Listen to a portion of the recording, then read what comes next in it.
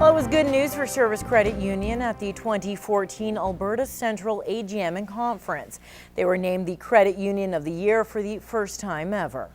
It does symbolize the strength of Service Credit Union.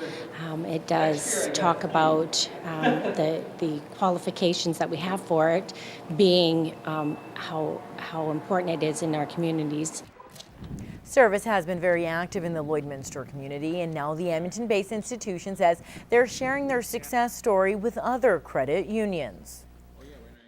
We like to support our communities by giving it back, and I think that's very proud, and I think every credit union has the same philosophy. So we want to make not only other credit unions successful as we have been, but also the people of Alberta, the people of Canada. Service made several contributions across Alberta last year, most notably during the flooding in the southern part of the province. Well, one man in Bonnyville has taken the saying, "I know a guy," to a whole new level. Kealey Tarjan started repairing phones for people online, but now has his own storefront. Now, Tarjan has muscular dystrophy and is confined to a mobile chair, but he has found his passion in repairing smartphones. Fraser Snowden has more. This loosens the adhesive, so I can actually take apart the item and put on a new item. 38-year-old Kealey Tarjan was born with muscular dystrophy, which makes his life challenging. His story started in his garage at home only 1 year ago after a family member asked him to fix a phone. Ironically, it was the first and only phone I've ever broken, just the part itself. So we had to order a new part. Next time it came in, I had the experience, go out together for him. At that point there, a little bit of the word got out to the Midwest here in town, and they called me up and says, "Hey, you fix phones?" I at that point said, "Yeah, let's get on it." Hey, this is Kealey from Imobile Repair. The business grew so fast that they had to move into a storefront called Imobile Repair to meet the demand. His wife Kealey has also learned the tricks of the trade and works along with him. Made it very nervous when people are watching you, when watching you do their phone. Very nerve-wracking. You got to learn some people skills and stuff like that, but it's very interesting. Once you do it a couple more times, you keep doing up to 10 a day, it gets easier, right?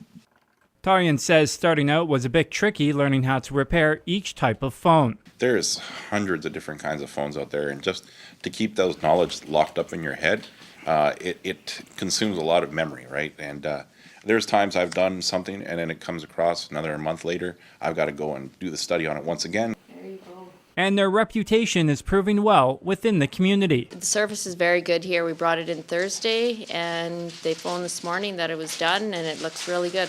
All this glass out of here, so. Adding to repairing smartphones, he also fixes iPods and computers. In Bonnyville, Fraser Snowden, Newcap News.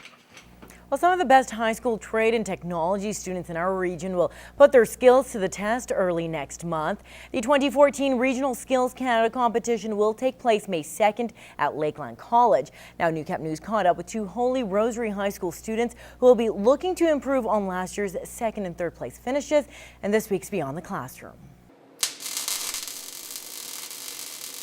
Colby Christie is hoping he'll light it up at regionals for the upcoming Skills Canada competition.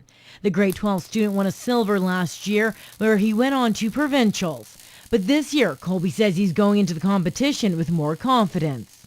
I think just the experience and knowing what areas you need to focus on in the competition and all the knowledge that I've gained over the practice and from going out to the college and practicing with their instructors also.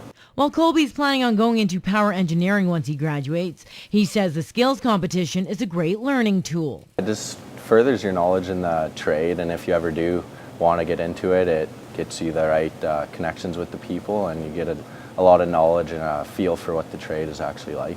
Just around the corner, Justin Marmulak is gearing up to show off his creativity. He's competing in the TV video production category, hoping to build off of last year's bronze finish. Last year, we didn't know what to expect, so we weren't very prepared. Biggest learning curve would be prepared, know exactly how everything works, know where you want things. Justin says at first the skills competition was just something he joined for fun, but now says this could lead to something bigger. Back then, I wasn't super considering doing it. It was just, it was a class. But then after that, I was like, this would be really fun to do just as a job. Both students already have their game faces on, hoping to punch their ticket to provincials. I expect to go and do everything like we did last year, but we'll be more prepared. We know what we're doing now. And yeah, just shoot for the top. I'm always hoping to get first, but I guess we'll see how it goes. There's lots of other good welders out there, so we'll try our best and see what happens.